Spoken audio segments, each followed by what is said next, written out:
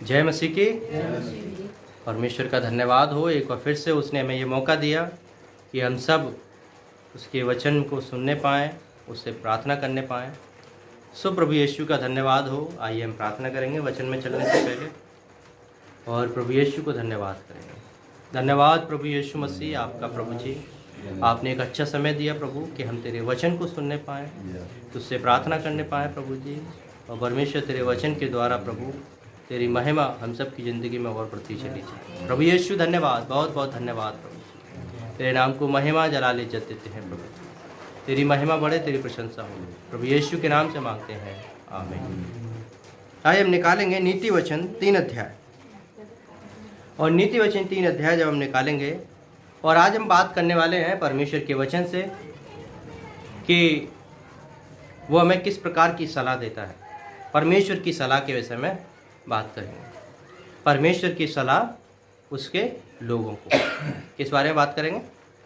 परमेश्वर की सलाह उसके लोगों को जो उससे प्रेम करते हैं। पढ़ेंगे पहला वचन।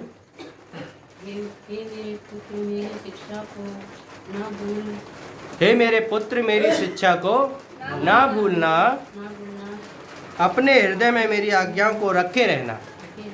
हालेलुया। आज हमें ज़रूरत है परमेश्वर की शिक्षा को ना भूलने की, परमेश्वर के वचन को अपने हृदय में रखने की, परमेश्वर के वचन को जो वो हमें सिखाता है उसकी शिक्षाओं को अपने हृदय में रखने की। और अभी हमने क्या सुना? उसकी सलाह। ये उसकी सलाह है हमारे लिए। क्या है? उसकी सलाह। परमेश्वर चाहता है हम ऐसा करें तो आशीष पाएं, और जब हम ऐसा करेंगे तो आशीष पाएंगे। ये उसकी सलाह है हमारे लिए। और जब हम परमेश्वर की सलाह को मानते हैं, एक अच्छी सलाह को मानते हैं, तो हमारी ज़िंदगी में बहुत ही आशीषें होती हैं। हालेलुया। और उसकी सलाह क्या है? कि मेरे पुत्र मेरी शिक्षा को ना भूलना, उसको अपने हृदय में रखना। ऐसी सलाह जब हृदय में रखनी है तो इसका मतलब क्या है? वो एक अच्छी सलाह होगी। कैसी सलाह होगी? एक अच्छी सलाह, एक अच्छी बात परमेश्वर हमें बताना चाहता है, एक अच्छा वचन परमेश्वर हमें सिखाना चाहता है। और वो इसीलिए चाहता है कि हम इन बातों को सीखें। जब तक इन बातों को हम सीखेंगे नहीं, तब तक हम उन आशीषों को, उसके मार्गों में आगे नहीं बढ़ पाएंगे। Praise the Lord. और परमेश्वर चाहता है हम उसकी शिक्षा को सीखें, उसके वचन को सीखें और आगे बढ़ते चले जाएं। सबसे पहली बात क्या है परमेश्वर की? मेरी शिक्षा को कभी मत भूलना, उसको अपने हृदय में रखना। और आगे पढ़ेंगे, ऐसी बातों को जब मानते हैं, परमेश्वर की बातों को मानते हैं, उसकी सलाह को मानते हैं, उसके वचन को मानते हैं, तो क्या होगा? पढ़िए दूसरा वचन। क्योंकि ऐसा करने से तेरी आयु बढ़ेगी। ऐसा करने से तेरी आयु बढ़ेगी। क्योंकि ऐसा करने से, क्योंकि वचन को मानने से, उसकी सलाह को मानने से, परमेश्वर के विचारों को मानने से क्या बढ़ेगी? आयु बढ़ेगी। परमेश्वर के वचन को मानने से तेरी आयु बढ़ेगी और तू अधिक कुशल से रहेगा। Praise the Lord. कब हमारे जीवन में आयु हमारी बढ़ सकती है? उसके वचन को मानने के द्वारा। कब हमारे जीवन में आशीषें आ सकती हैं?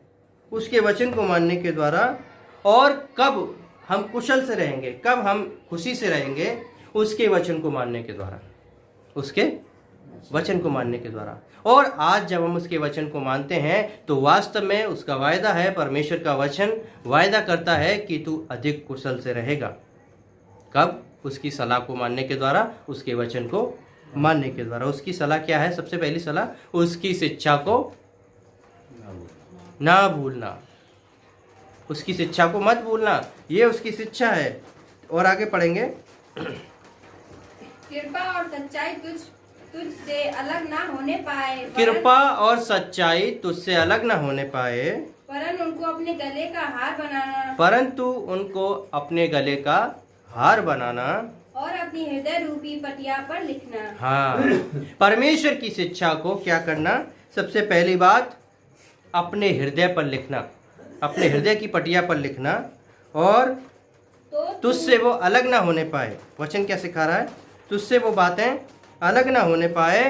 परमेश्वर की जो कृपा है, परमेश्वर की जो सच्चाई है, वो तुमसे अलग ना होने पाए। और परमेश्वर का वचन हम सब अच्छे से समझने पाए, परमेश्वर का वचन हम सब अच्छे से सीखने पाए। परमेश्वर का वचन हमें सिखाता है सबसे पहली बात, उसकी बातों को मत भूलना, उसके वचन को मत भूलना।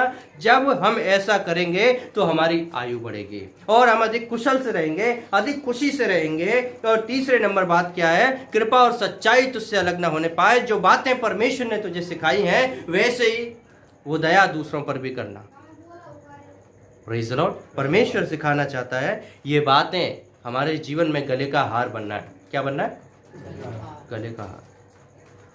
आपको पता है गले का हार एक सम्मान की बात होती है। गले में हार कब पहनाया जाता है? जब किसी को सम्मान करते हैं। परमेश्वर अपनी शिक्षा को हमारे गले का हार बनाना चाहता है और जब वो हार हमारे गले में होगा हम शिक्षा के पात्र होंगे, हम लोगों के लिए आशीष का पात्र होंगे और परमेश्वर हमें सम्मान का पात्र बनाना चाहता है। कैसा पात्र? सम्मान का पात्र बनाना चाहता है। परमेश्वर हम सबको सम्मान दिलाना चाहता है, आशीष देना चाहता है, परंतु कंडीशन एक ही है, मेरी शिक्षा को ना भूलना। आगे पढ़ेंगे। तो तू परमेश्वर और मनुष्य दोनों का अनुग्रह पाएगा। हाँ, तू अति बुद्धिमान होगा। देखिए, जब हम इन बातों को करते हैं, उसके वचन को मानते हैं, तो हम परमेश्वर का अनुग्रह भी पाएंगे और मनुष्य लोगों का भी अनुग्रह पाएंगे। और जब ऐसा करेंगे तब हम अधिक बुद्धिमान होंगे, क्योंकि वचन कहता है तो तू अधिक बुद्धिमान होगा। कब? उसकी शिक्षा को मानकर, उसकी शिक्षा पर चलकर। आगे पढ़ेंगे।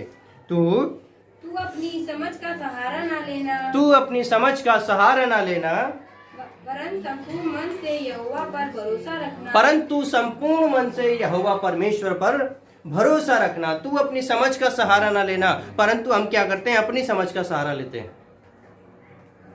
किन बातों में? जो बातें हमारे लिए संभव नहीं है, जो बातें हमारे लिए संभव नहीं है, उन बातों में जब हम अपनी शिक्षा का सहारा लेते हैं, अपनी समझ का सहारा लेते हैं, तब हम रुक जाते हैं, तब हम वहीं की वहीं स्टॉप हो जाते हैं। यदि हम उन बातों को परमेश्वर की समझ से करें, परमेश्वर के अनुग्रह से, उसकी दया से करें, तब वो बातें हमारे लिए पूरी होंगी। क्योंकि अपनी समझ का सहारा ना लेना, परंतु पूरे मन से यहोवा परमेश्वर पर क्या करना? भरोसा रखना। परमेश्वर पे भरोसा रखना हमारे लिए सबसे ज़्यादा जरूरी है। जब तक भरोसा नहीं है, जब तक विश्वास नहीं है, परमेश्वर हमारे लिए कुछ भी नहीं कर सकता। यदि कोई भी रिश्ता होता है तो हम क्या करते हैं? विश्वास के साथ एक दूसरे पर भरोसा करते हैं। किसी भी अपने दोस्त को बोलें, ये लो भाई पैसे और ये सामान ले आना, या कुछ भी ले आना, हम कुछ भी मंगाना है, तो क्या करते हैं? विश्वास करते हैं कि वो जाएगा, लेके भागेगा नहीं। क्या नहीं करेगा? भागेगा नहीं, वो वापस आएगा सामान लेकर। क्यों? क्योंकि हमें विश्वास है। यदि मैं किसी को पैसे दूं और वो भाग जाए तो वो क्या होगा? विश्वास टूट जाएगा। इसीलिए हमें ऐसा विश्वास परमेश्वर पे करना है जैसा हम अपने दोस्तों पर, अपने भाई पर, अपनी पत्नी पर, अपने बच्चों पर, अपने माता पिता पर करते हैं। उसी प्रकार हमें परमेश्वर पर भरोसा रखना सीखना है। और जब हम उस पर भरोसा रखते हैं, हमारे लिए परमेश्वर बड़े काम करने के लिए तैयार है। हमारे लिए परमेश्वर आशीष देने के लिए तैयार है, अनुग्रह करने के लिए तैयार है। वास्तव में वो करना चाहता है। और जब वो करना चाहता है तो हमें भी क्या करना है? उसकी इच्छा को, उसके वचन को मानना है। और आगे जब हम पढ़ते हैं, अपनी समझ का सहारा ना लेना, संपूर्ण मन से उस पर भरोसा रखना। और आगे 7 वचन, उसी को स्मरण करके सारे सब काम करना। उसी को याद करके सारे काम करना। किसको? परमेश्वर को। परमेश्वर को याद करके सारे काम करने हैं। परमेश्वर को याद करके हमें सारे काम करने हैं। जब तक हम परमेश्वर को अपनी जिंदगी में पहला स्थान नहीं देंगे, जब तक हम परमेश्वर को अपनी जिंदगी में पहला स्थान नहीं देंगे, हमारी जिंदगी में हो सकता है बहुत सारी परेशानियां बनी रहें। इसीलिए परमेश्वर का वचन, बाइबल इस प्रकार से कहता है, उसी को याद करके सारे काम करना और तब वह तेरे लिए सीधा मार्ग निकालेगा। तब वह तेरे लिए सीधा मार्ग निकालेगा। कब निकालेगा? उसके वचन को याद करके, परमेश्वर को याद करके जब हम सारे काम करेंगे तब वो सीधा मार्ग निकालेगा। नहीं तो हम मार्गों में टेढ़े मेढ़े ऐसे ही घूमते रहेंगे। कई बार हम भटक भी जाएं, लेकिन जब उसका वचन हमारे साथ होगा, वो हमें याद दिलाता रहेगा हमें किस प्रकार से करना है। वो हमें याद दिलाता रहेगा परमेश्वर का वचन कि हमें कैसे चलना है। क्योंकि उसकी शिक्षा कैसी है? भली और आशीष की शिक्षा है। उसकी शिक्षा कभी ख़त्म नहीं होती, उसकी शिक्षा कभी हमारे लिए गलत नहीं होती। और जो शिक्षा हमारे लिए गलत नहीं है, वो शिक्षा हमारे लिए भले की है। और जो बातें हमारे लिए भले की हैं वो बातें भलाई को उत्पन्न करती हैं और भलाइयाँ लोगों की ज़िंदगी में आशीष लेकर आती हैं। परमेश्वर चाहता है हम उसकी शिक्षा को ना भूलें। उसकी शिक्षा हमारे लिए आशीष का कारण है। और जब परमेश्वर ने ये वायदा किया, परमेश्वर ने ये हमको सलाह दी कि उसकी शिक्षा क्या है, उसकी शिक्षा को मानना बहुत ज़रूरी है। आज उसकी शिक्षा को मानने की सलाह हम क्या कर रहे हैं, बातें कर रहे हैं। उसकी शिक्षा की सलाह, परमेश्वर की सलाह को जब हम मानेंगे, हम इस प्रकार से बढ़ते चले जाएंगे जिस प्रकार से आज हम पढ़ रहे हैं। पढ़िए आगे। अपनी दृष्टि में बुद्धिमान न होना। अपनी दृष्टि में बुद्धिमान ना होना। अपनी दृष्टि में बुद्धिमान मत होना। कई बार हम अपने आप में बुद्धिमान होते हैं और अपने आप सारे कामों को कर सकते हैं। जो काम असंभव होते हैं हमारे लिए, उनको भी अपने आप करने की कोशिश करते हैं। तब हम क्या होते हैं, कई बार दुखी हो जाते हैं, हताश निराश हो जाते हैं। तब हम सोचते हैं अब क्या होगा, अब तो बड़ी समस्याएं हैं। What will happen, I don't know, who will lead me, who will guide me. हम सोचते हैं कौन हमारी अगुवाई करेगा, कौन हमारी सहायता करेगा, कौन हमें बताएगा हमें किस रास्ते पर चलना है। क्यों? क्योंकि हम उस परमेश्वर का सहारा नहीं लेते। हम अपने बुद्धि का, अपने दिमाग का सहारा लेते हैं।